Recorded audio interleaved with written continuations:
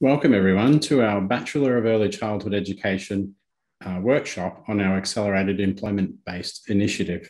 We're really pleased to have you attending this afternoon, and I know we have excellent attendance at this afternoon's session, including many people who are from early childhood centres themselves, as well as people who are interested in the initiative. So welcome to everyone. My name's Professor Damien Blake. I'm the head of school for our Deakin School of Education. And we've got a fair bit of information for you this afternoon, which we're looking forward to. But before we get into that, I'll just acknowledge the country on which we're all gathered. So we would like to show respect and acknowledge the traditional custodians of the country throughout Australia on which our learning takes place, and recognise the continuing connection to land, waters and culture, and pay our respects to elders past, present and emerging as well. And to all Aboriginal and Torres Strait Islanders present here too. We acknowledge your presence as well. So I'll introduce our workshop facilitators and then we'll get straight into it as soon as we can, because we've got a fairly action-packed afternoon, I have to say. On the team this afternoon on our workshop panel, we have Dr. Natalie Robertson, who's our Senior Lecturer in Early Childhood Education and also a Course Director for the Bachelor of Early Childhood Education Early Years. We have Professor Andrea Nolan, Research Professor in Early Childhood Education, Fiona Keane, who's our Project Manager for our Innovative IT Pathway, including this initiative as well. We have Jade Bates, the Senior Policy Officer for Kindergarten Reform Implementation from the Department of Education. So welcome, Jade, and Dr. Lauren Johnson as well. And Senior Policy Officer also from the Kindergarten Reform Implementation from the department too. And Madeline Harding too from the Busy at Work team, who's a very important person in the scheme of events today, who'll be talking a lot about the early childhood scholarships available, in particular the initiatives that are associated with this one. Can also note we have our chat support team working behind the scenes today, and they will be answering your questions too. So welcome to all of our chat support team too. So during today's session, we've got a fair bit to cover, and we're going to be looking at an overview of the Accelerated Employment-Based Initiative, which we're very excited to discuss with you this afternoon. We'll look at the course structure and the employer's role in particular, the scholarships that are available. We'll talk briefly about balancing study and work, as that's a significant point. We'll talk about the application process, which does require a little bit of information.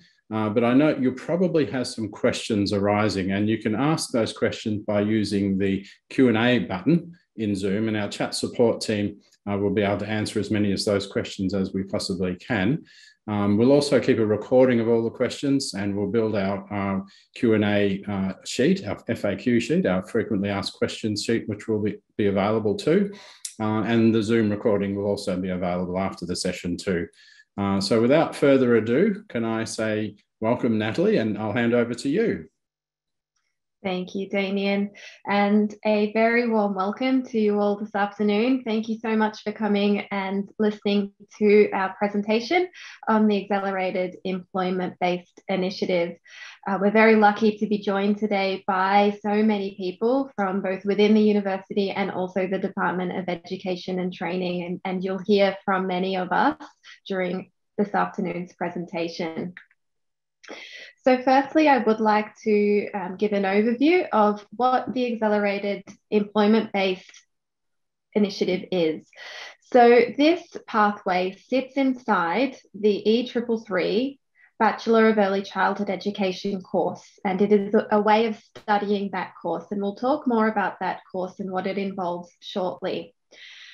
In a nutshell, by undertaking the Accelerated Employment-Based Initiative, we're providing you as a diploma qualified educator to upskill your qualification and become a degree qualified early childhood teacher sooner. The initiative aims to increase the number of people studying an initial teacher education course, and it supports the department to address the acute early childhood teaching workforce supply issues within Victoria. So as many of you may know, from next year, the kindergarten funding for three-year-old programs will go statewide. And this means that there is a great need for early childhood teachers. And so as soon-to-be applicants for this course, you're going to be in the front runners for undertaking this really important job in being able to provide kindergarten to both 3-year and 4-year-old children in Victoria. Part of the program is also to help support the economy and social recovery in Victoria in post-pandemic life, which we all hope is going to come more quickly than later.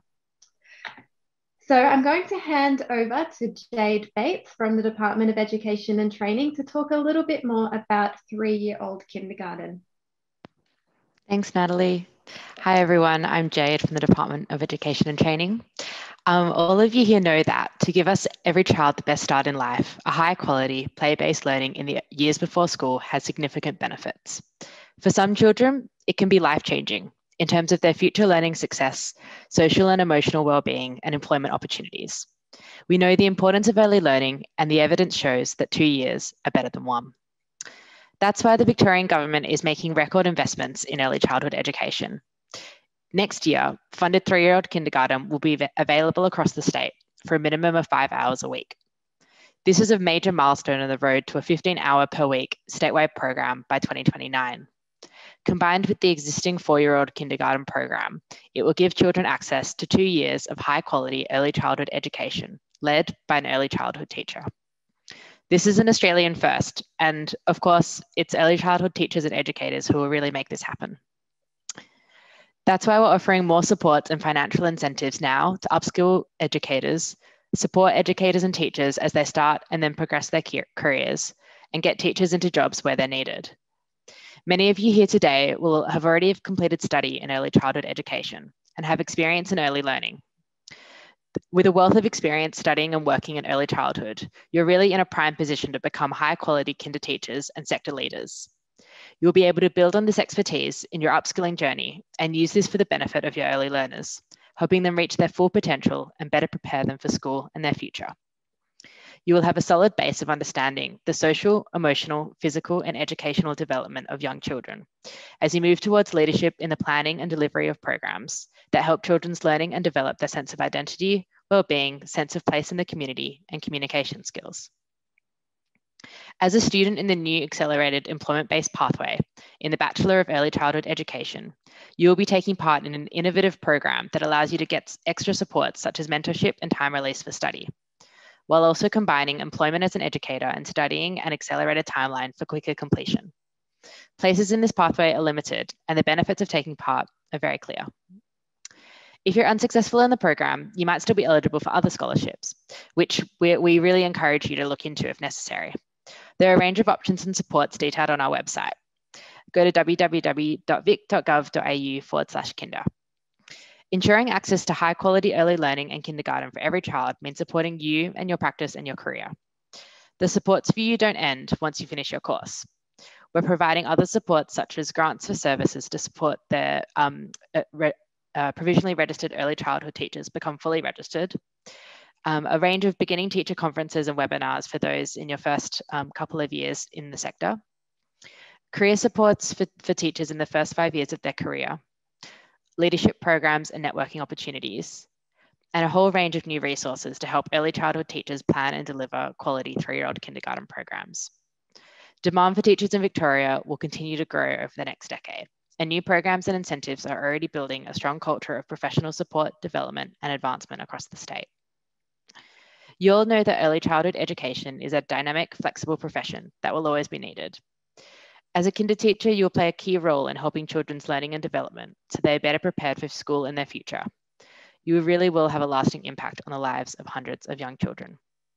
So for now, I thank you for the incredible work you are doing in helping to give every child the best start in life. And I wish you all the best as you embark on your exciting new pathway in your continuing professional journey. Thanks, Natalie. I'll throw back to you.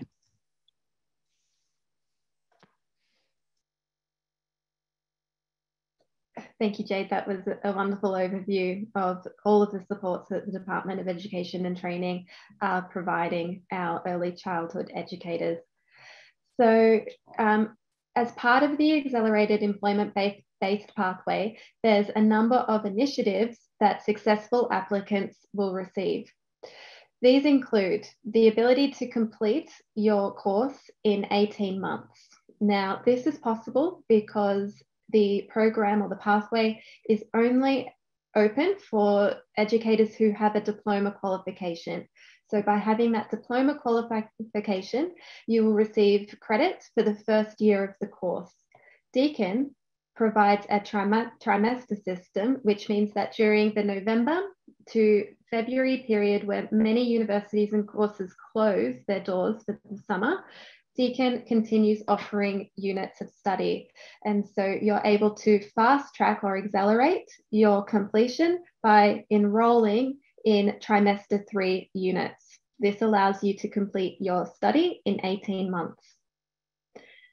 A further initiative is that successful applicants of this pathway are able to undertake employment-based placements. So this means that you'll be able to undertake your placements as part of the course, and there's 80 days of placement embedded in the course in your own workplaces. And I'll talk a little bit more about that later.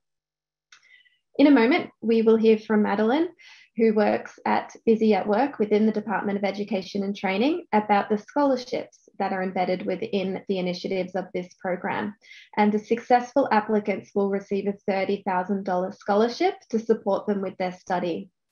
In addition to this, employers will receive a $10,000 incentive that are paid in installments throughout your study. And this is to support you as a student to be able to, for example, take time off work to undertake study, reduce your hours, and it can help pay them for backfill. Further to this, you will receive mentoring by a teaching coach, and we'll talk to you a little bit more about this later. So Madeline, would you like to talk a little bit more about the scholarship? Thanks, Natalie. I would love to. Hi, everybody. Thanks for coming along this afternoon. My name's Madeline and I work for a company called Busy at Work. And on behalf of our colleagues at the Department of Education, we actually run the scholarship portion of this agreement for you. So we're the program provider. Now, applying for the scholarship is probably the third step that you'll be taking as part of this process. So I'll just explain a little about what the scholarship entails. So the first step would be waiting until January. I know that everyone is probably really eager to get started, but for your scholarship, you will not be making that application until January. The reason for that is that we need you to already have been selected for this particular program and have received your confirmation of enrolment.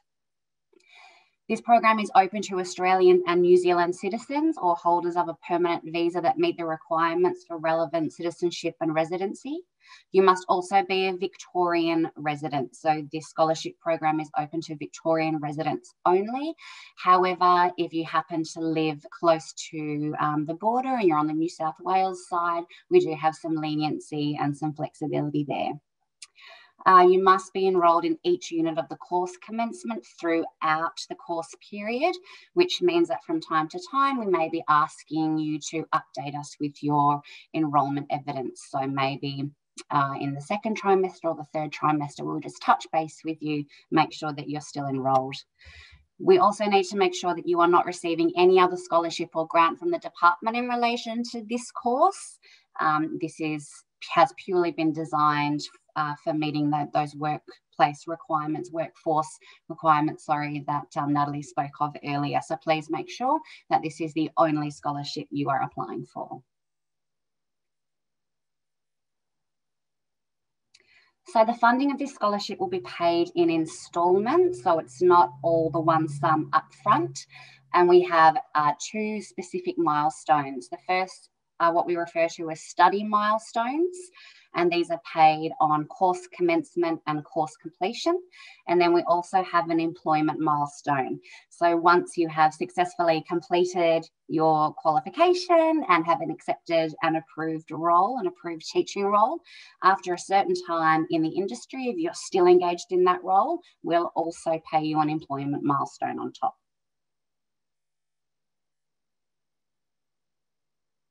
So once you apply, you will receive an application kit from Busy. So please don't apply for this particular scholarship until you have successfully enrolled in this course. So we'll be sending you a kit. It's a very, very simple process. It's 8 simple steps. The first is proving your eligibility, so your residency and citizenship, your details simply being your date of birth, your address, your local government area, then your qualification. So we will require proof of your diploma to ensure that you do meet the criteria. Any other scholarships you may have been in receipt of previously. And a study proposal. This is really important. This is a chance for us to get a really great insight into the motivators and the drivers that you have for choosing to enter the sector. So anything that you would like to share with us with your study proposal would be greatly appreciated. We also ask for referees. Generally, this will be, it's easiest for most people to go with their centre coordinator or manager, being that it's an employment based, and sometimes the mentor teacher or the kinder teacher that will be helping you through. We ask for any supporting documentation, for example, Medicare card and licence, just to prove those 100 points of identification, and then a simple declaration and sign at the end. So the whole process should take no more than about 20 minutes.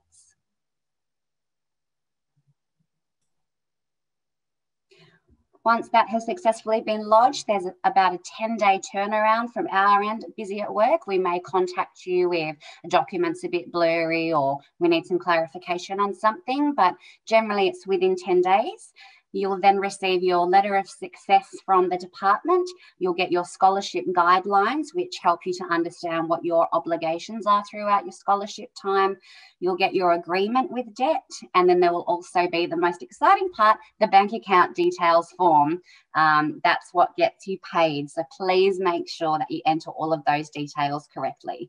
And then that will be pretty much the end of Busy. As I said, we may touch base with you from time to time. We do reach out to scholars as far as doing some media opportunities and things like that. But we're very excited to be working with you and seeing if we can make 2022 much better than the 2 years that we've had previously. Thank you, Natalie. Thank you, Madeline, for that very thorough overview. Now, we often get some frequently asked questions about the scholarship. And so, Fiona, would you like to talk to our audience about 2 frequently asked questions that we commonly asked? Absolutely. And I'll just confirm as well that the application process that Madeline has just spoken about is for those who have been selected and successful in the scholarship program. So Madeline mentioned that there's pretty much 3 parts to this. So the first part is applying for the course and being made an offer to study the EAAA course for trimester 1, starting in trimester 1 2022 as a full-time student. On completion of that, once you've received that offer and you have accepted it, that is when you're eligible to apply for this employment-based pathway scholarship. And on successful completion of that application, which is when you go through the application details that Madeline just outlaid. So there are actually 3 steps, just to confirm that. Now, the scholarship, pay for your wages. Look, the scholarship gives you funds paid to you, and you can use them for how you want to use them to support your study. Some students do use it to pay off their HECS or their help loan, Some use it for their textbooks if they need a new laptop. But pretty much we do encourage you to reduce your working days while on this program. So the intention of this is to provide support to you, whether that's reduced days, whether that's for individual requirements for extra childcare, for your own care and responsibilities. That payment, there's no requirement on how you spend that. And also all the fees in the accelerated program are covered by the total amount of the scholarship, but your fees are not paid for you. So some students do still apply for the help, and then at the end of their study period, when their help is due, if they have payment money left over from that scholarship payment, they may use it to pay off their loan at that point. Great, thanks very much. Thanks, Fiona. Damien, I'm wondering if there's any questions that have come through the Q&A that you would like to ask at this point. I think we've covered most areas. Obviously, you know, someone might be interested in, can I use it to book a holiday to the Bahamas? The answer is absolutely not. You know, the intention of those funds is to support you studying. And because that requires a balancing of work and study, and I know, Natalie, you're going to talk more about this. The intention is to make sure that you do use the money wisely in that sense. So it is about using it with integrity, as Fiona had said. So I think you've answered most of the questions so far. So thanks, Natalie. Great, thank you. Okay, so I just wanted to raise a very important point here, because I did see a comment come through on the Q&A saying, I've applied for this course and I've applied for this accelerated employment-based pathway. And that can't be possible yet, because applications for the pathway, this accelerated employment-based pathway, have not yet opened. So they open on Monday. So what I would like to really make clear is that the accelerated employment-based pathway is a way of studying the Bachelor of Early Childhood Education course at Deakin. So that Bachelor of Early Childhood Education course is what you need to apply for first. And then once you have received an offer for that course and you've accepted your offer for that course, then you can apply for the accelerated employment-based pathway, which would be your mode of studying the course if you're successful. So I would like to talk to Natalie, we might just have one more question from Jane in the audience. And Jane's keen to know if a scholarship is available from my employer. In other words, the employer is supporting her to complete the bachelor's program internally. Does this mean she's not eligible for the scholarship? That might be a good question for Madeline at Busy at Work, because there might be a conflict of scholarships and interest occurring there. Hi, Natalie. It sounds like this particular candidate may not be eligible for this particular scholarship. However, there are a range of other scholarship options that you may meet the criteria for. So my recommendation would be to get with your employer, find some time to sit with your employer and actually have a look at the information on the DET website. Fabulous. Thank you, Madeline. So I did want to touch base with you all about what the Bachelor of Early Childhood Education course is. So this is a 3-year course if you're studying the course full time, and it comprises of 24 credit points overall. So if students come into this course with a diploma of early childhood education and care or equivalent, they receive credit for the first year of the course, which is 8 credit points. So all of you here today that would be eligible for the employment-based pathway into this course, you would need to be holding a diploma of early childhood education and care or equivalent. And that means that you will enter the course in its second year. And so that allows you to accelerate your studies already. And by enrolling in trimester 3, you're able to fast track or accelerate your studies even further, because we offer units over trimester 3. The Bachelor of Early Childhood Education course has 80 days of professional experience, ranging from birth right through to age 5 years. And I'll show you a breakdown of those placements in a moment's time. And you are required to undertake all 80 days of placement as part of your course. This course has a professional accreditation with a CEQA, which means that at the end of your course, you're able to graduate and apply for VIT registration with Victoria Institute of Teaching. to be an early childhood teacher. So you can teach in early childhood education as an early childhood teacher registered with VIT. So in this course structure, you'll undertake the equivalent of 2 years of study. And these 2 years of study are broken up into 4 trimesters. You'll be able to complete the course in 18 months full-time by enrolling in trimester 3. Now, as you can see from this course map, you'll undertake a wide range of interesting subjects and topics as part of your study. So you'll undertake a number of curriculum-based units where you'll learn about early childhood curriculum teaching, pedagogy, and children's learning. You'll undertake content-specific units as well, based on the disciplines of science, literacy, mathematics, and creative arts. You'll also undertake a range of professional-based units as well, such as behaviour guidance, where you'll learn about children's social and emotional learning, inclusive education, Indigenous cultures and practices, as well as the transition to school period of time as well. And I might invite Professor Andrea Nolan now to just talk about the team that will teach you in your academic journey.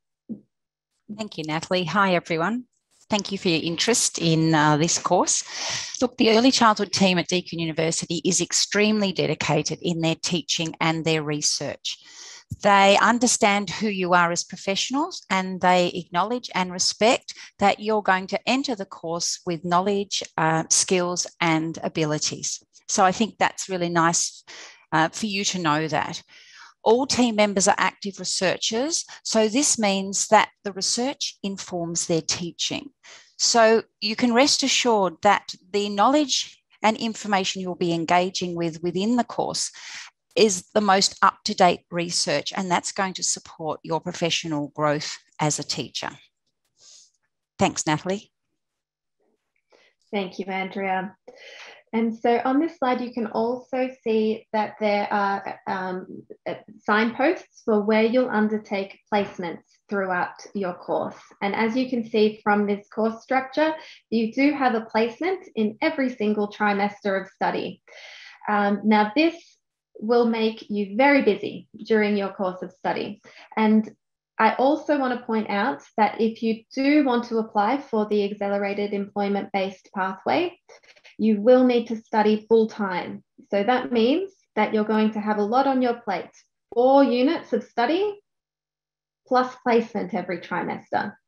So we do want you to keep that in mind when you are thinking about applying for the employment-based pathway, because you will need to reduce your workload down to what we recommend, a maximum of 3 days per week.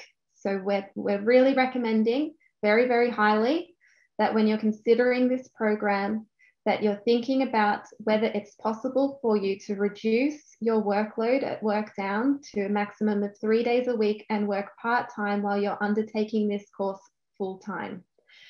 So you do need to be enrolled as a full-time commitment to maintain your position within the employment-based pathway.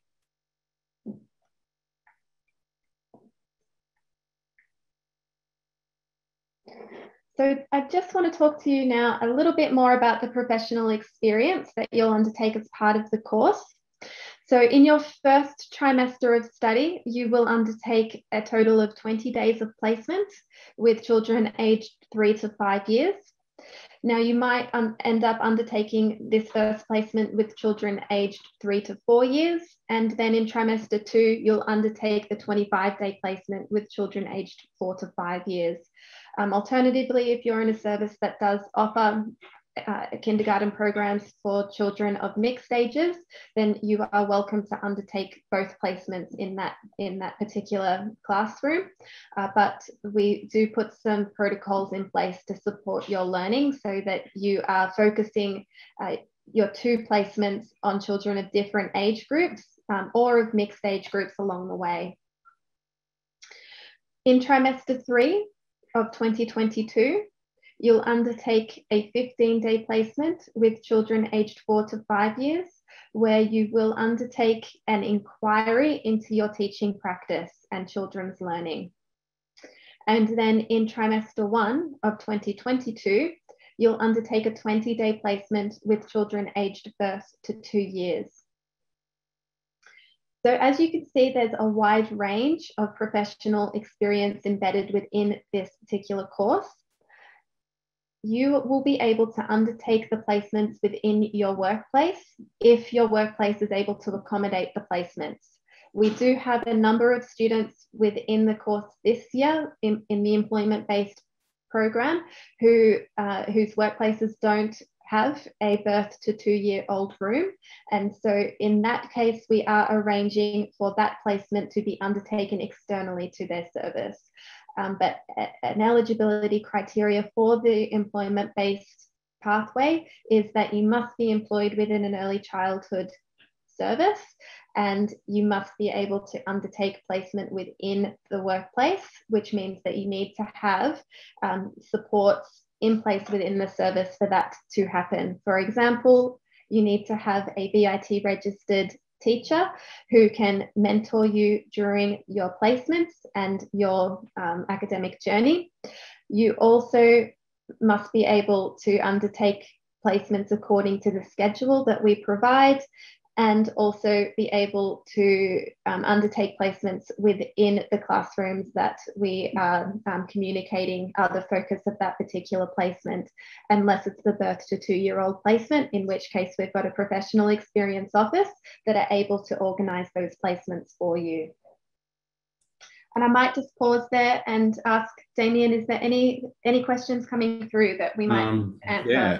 I think it's a good opportunity to address a question from Sharifa, Natalie. And Sharifa's already applied to E333 and has been accepted and has received 8 credit points and is keen to know if she's on the correct pathway there. But you also noted a couple of important points that Sharifa needs to consider there. So what's your advice for Sharifa? Yeah, and congratulations, Sharifa, you're on the way to becoming part of this particular program.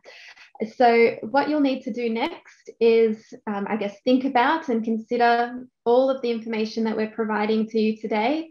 Sit down and have an open discussion with your employer or your service director and see if this particular employment-based pathway is going to work for you and the service director.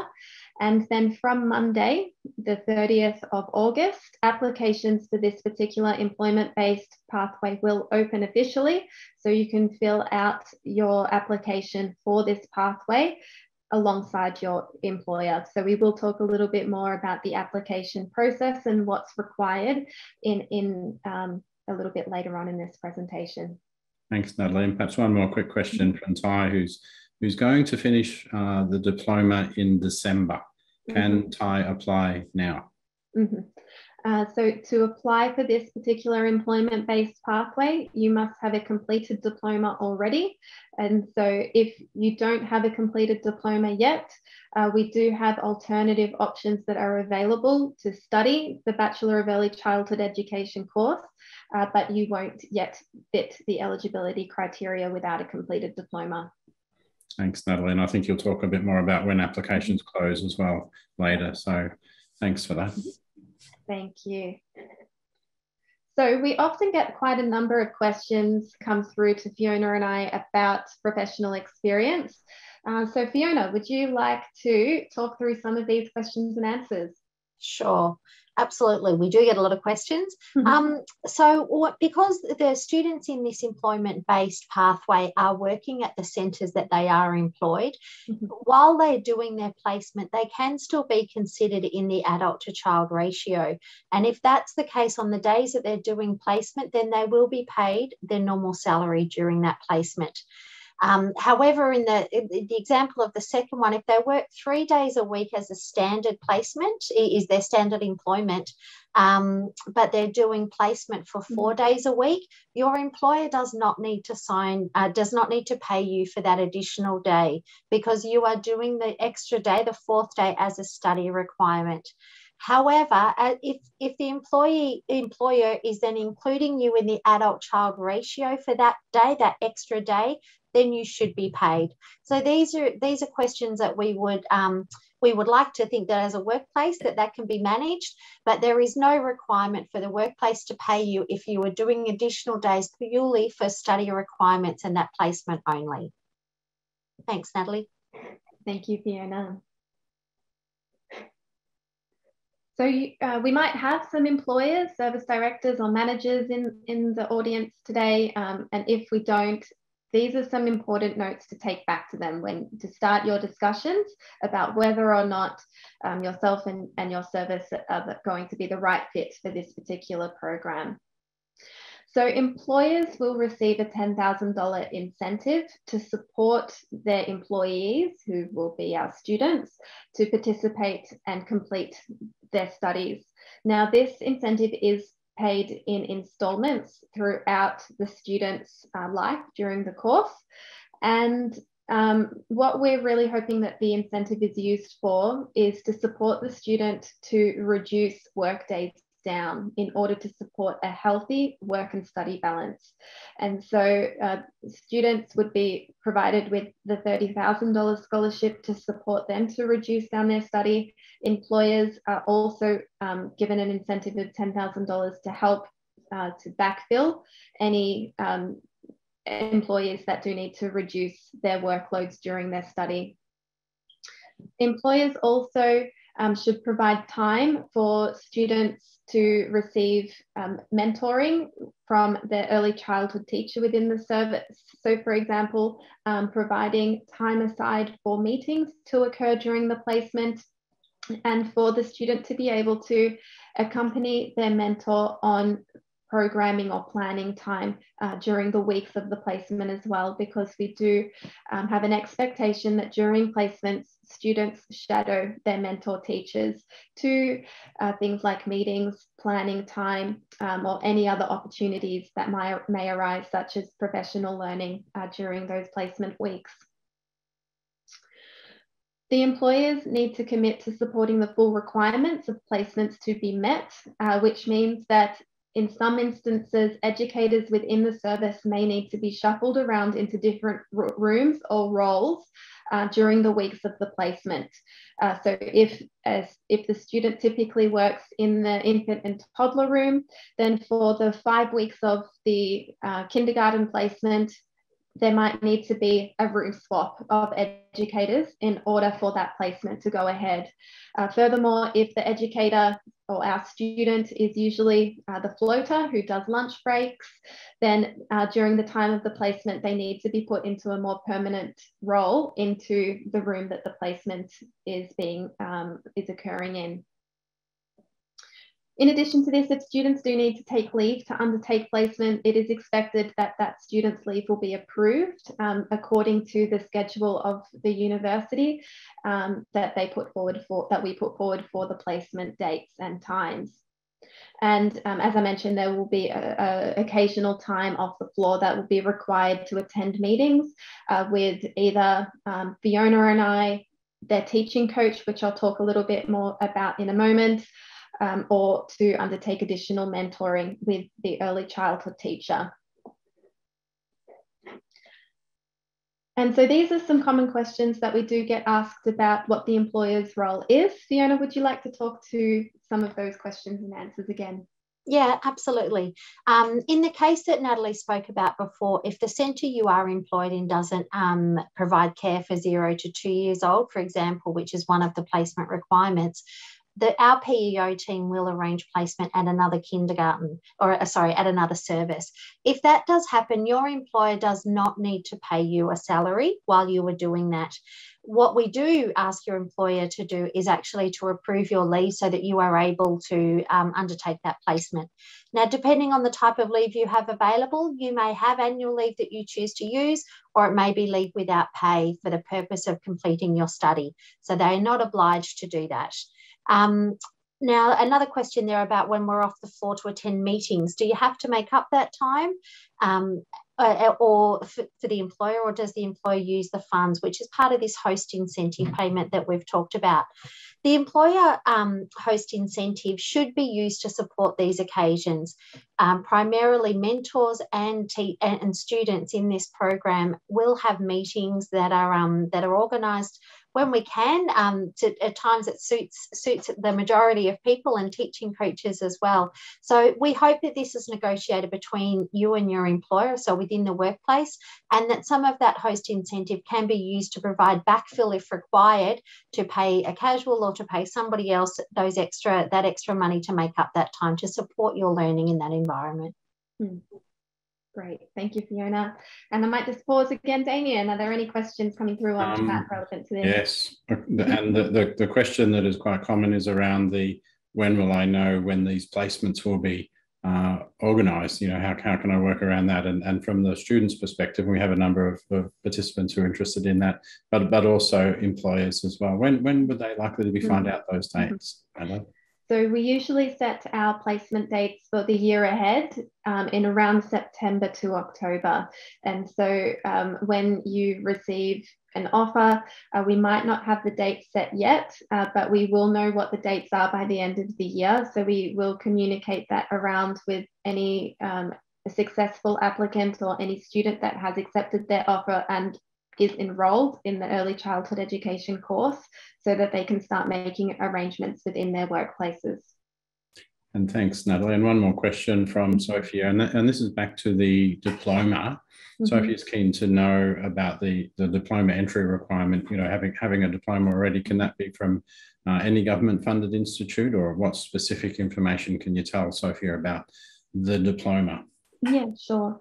And so all diplomas within Australia are under the same package. And so we do accept the diploma coming from any institute.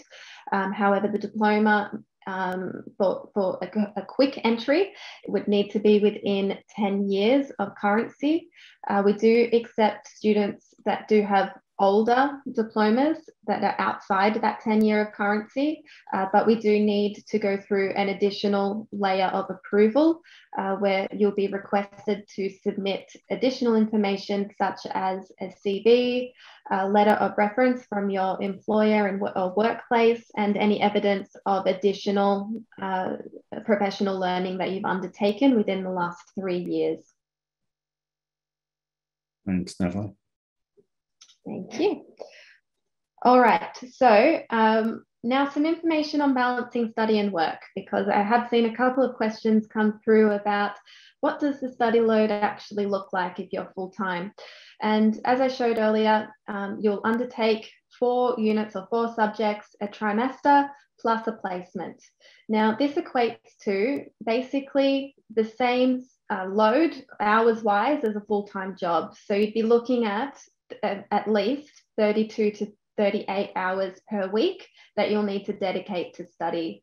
Now, this is broken up into different things. For example, attending online workshops. So as a student within the employment-based pathway, you will be an online student. So there is no requirement to attend on-campus classes, but you can participate, and we highly recommend that you participate in our live online workshops that we offer for our class students. And these often occur in the evenings so that students who work can attend.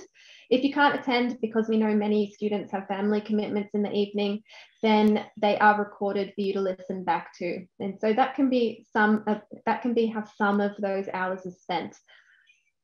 Other hours can be spent engaging with our study guides, engaging with the prescribed readings, and also planning for, researching for, and writing your assessment tasks. So you will be very busy in this particular program, and it's not a quick tick the box kind of course and I'll be qualified. It is still a university degree, and you're undertaking the exact same course as students that are enrolled in the non-employment based pathway mode. So do take that into consideration when you're thinking about if you can fit this course and its study load into your lives.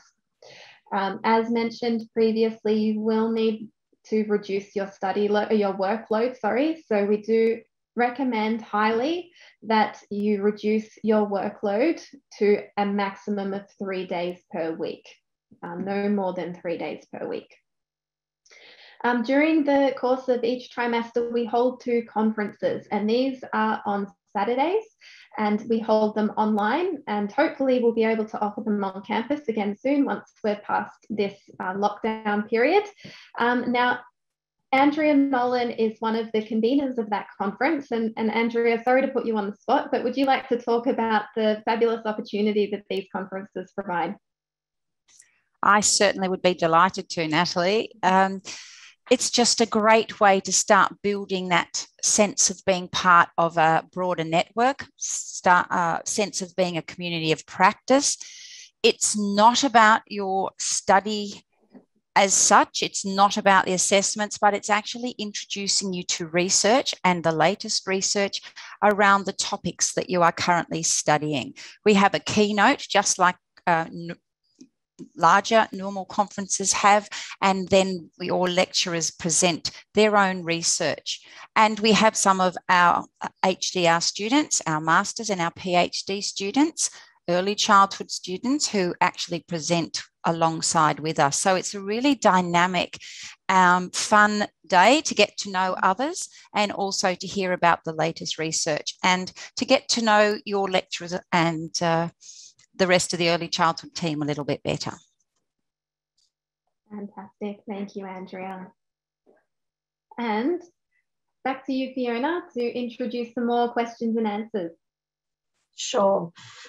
We do, it does seem, this is a question we do hear a lot about, the workload of balancing placement. When you actually look at 4 subjects that you're doing at one time, 4 units, as well as doing placement, which is potentially 4 days a week. But what we do, the reason that we do have placement blocks is because we do schedule the trimester around those placement blocks. So while you are on placement, our online learning pauses. So there's not classes, workshops, or release of new modules. So long as you've kept up to date with the readings, with your assessments and things like that, placement can then become your main task and your focus while you are on placement. And as we mentioned before, if you reduce the days to 3 or 4, is your employer supposed to pay you for the reduced days?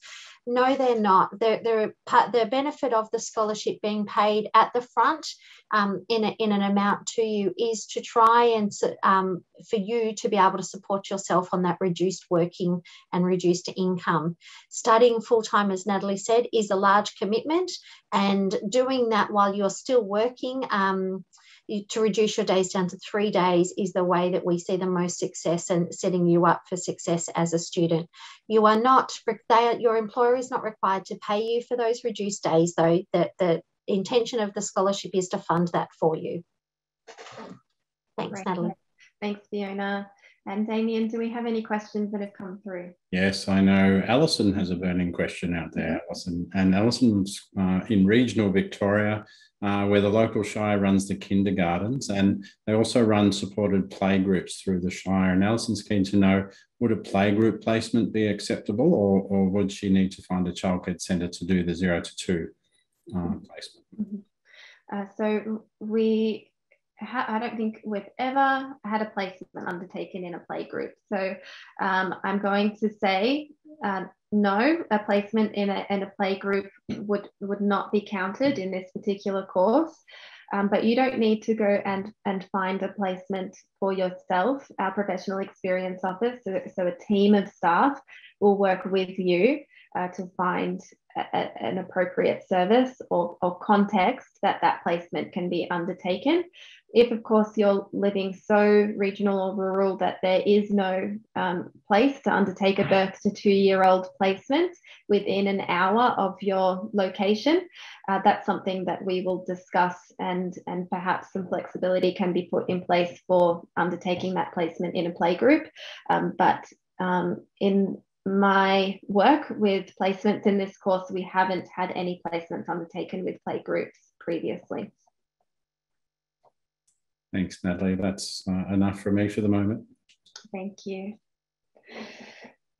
So the final incentive that we wanted to discuss with you tonight is about the teaching coaches. So the teaching coaches is the final initiative that students of the employment-based pathway will have benefit from.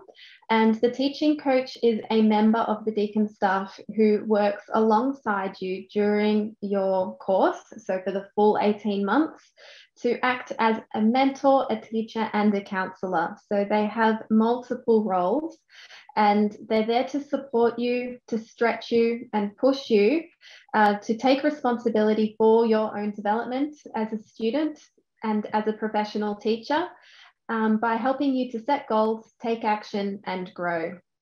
So they do this through mentoring, where they'll scaffold both yours and your mentor teacher's professional growth throughout your placement.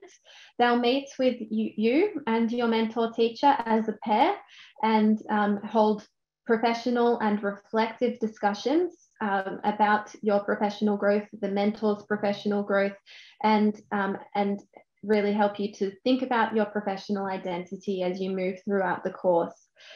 They'll also hold meetings with you and a small group of other students that are part of the employment-based pathway, and one teaching coach usually has around 6 other students that they're coaching at the same time. And throughout those meetings, they'll develop a community of practice with you and the other students, so that you're not feeling isolated and alone during the study journey, but you've got a good network that you can really rely on, feel supported by, and learn from each other. That teaching coach will also mentor you through academic and digital literacy skills. And we recognise that many of you might be coming back to higher education study after a long, long time. Others, you might be coming straight through from TAFE, but we've got such a wide range and diversity of students enrolled in the course. And we know that learning academic and digital literacy skills can be difficult and challenging, particularly at the beginning of the course when you're trying to learn all of the different skills that are needed to navigate the cloud online, join your classes, know how to reference, look for things up online on our library. There's lots to take on board at the one time, and the teaching coach is there to really hold your hand through that process so that you can become an independent and agentic learner during the course of your study. And there's going to be times where you really just need to vent, and they're there to help you vent, have a really kind listening ear, and not just, I guess, be there to listen, but also there to help you resolve any difficult situations and turn any difficult situations that you are having into a positive one and a positive learning experience along the way.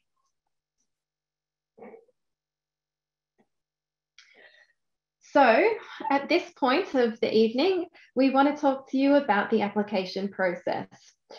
So just another reminder that before you think about the employment-based pathway, you do need to apply for the Bachelor of Early Childhood Education course. That course code is E333. After you submit your course application, it usually takes, I think, not very long, 2 to 3 weeks to receive an outcome for that application. And if it's successful, you'll receive an offer for that E333 Bachelor of Early Childhood Education course. You need to accept that offer, and then you complete the online application form for the employment-based pathway. So you need to be a student enrolled in the Bachelor of Education course first before you can apply for the employment-based pathway. All communications from the moment of your application to the Bachelor of Early Childhood Education and course is sent to a Deakin email address that you will be provided. You need to check that regularly. So make sure that you set a reminder on your phone to check your Deakin email daily so that you don't miss out on any important communications after you've submitted your application. Now, Fiona, would you like to talk through the important process of applying? Of course. So once, as Natalie said, once you are a student with an accepted offer at Deakin, you will be able to apply for this workplace-based or employment-based scholarship. The process for that will be online. So for all students who are attending here today, for all registered email people who have provided their address, we will send you the details of this application link after the meeting, probably on Friday. So what I'm, and then the application, so this live form will go live at 10 a.m. on Monday, the 30th of August, and it will remain open until 5 p.m. on the 31st of October. So you can apply once you are a student, because this application will require your student ID, and it will also require your Deakin email address. If you apply prior to accepting an offer and you use another email address, your application will not be considered. So you can't shortcut this. But keep in mind that applications received right up until the 31st of October at 5 p.m. will be assessed alongside all of the other applicants. We don't want you to rush into this. There's a great deal of contemplation for you to do for yourself, and also open and honest discussions with your workplace to understand that whether and what supports are going to be available for you, because you do require a letter of support from your workplace to be uploaded in this digital application. Okay. All applicants that have put through an application for this scholarship program will be advised at the same time in December. The final date is to be confirmed, but we're probably looking at around the 15th of December. That notification will come to your Deakin email. Okay. Thanks, Natalie. Thank you, Fiona. So definitely what we're saying is don't rush into the application process because it's not first in, first dressed. You do need to take the time to talk to your family, have a reflection about your own circumstances in yourself, and also talk to your employer. And your employer will also need to hold discussions within the workplace itself, probably, because you'll need to be mentored by the early childhood teacher within your workplace, and they need to be able to commit to that workload as well. So it is a process that takes time, and we do want you to take that time. Now, we do have opportunities for unsuccessful applicants. So if your application for the employment-based pathway is unsuccessful, you will still keep your enrolment within the Bachelor of Early Childhood Education course. So you're not going to lose the offer that you've already accepted. You maintain that offer and you're still a student. And there are additional study supports available for you if you're unsuccessful. So you will still have the opportunity to accelerate your studies by enrolling in trimester 3. We are also providing you with the opportunity to complete 2 of your placements within your workplace. And there are other avenues of scholarships and incentives available within and from the Department of Education and Training as well. During your placements, you will receive support from a liaison officer to support both you and your mentor teacher during that placement process as well. So as you can see, there's still several opportunities that are there to support you in your study, even if you're not a successful applicant within the employment-based pathway. And also the other 2 placements which can't be taken in your own workplace, our professional experience office will organise for you. So you don't have to go and find any of the placements yourself. Sorry, Natalie. No, that's a good point to point out. So yes, we have a very, very talented team of staff that work in a professional experience office who do all of the hard work of finding placements for you, which takes a lot of stress out of the process of going on placement. So we've got a couple of minutes left. Are there any burning questions to finish off with?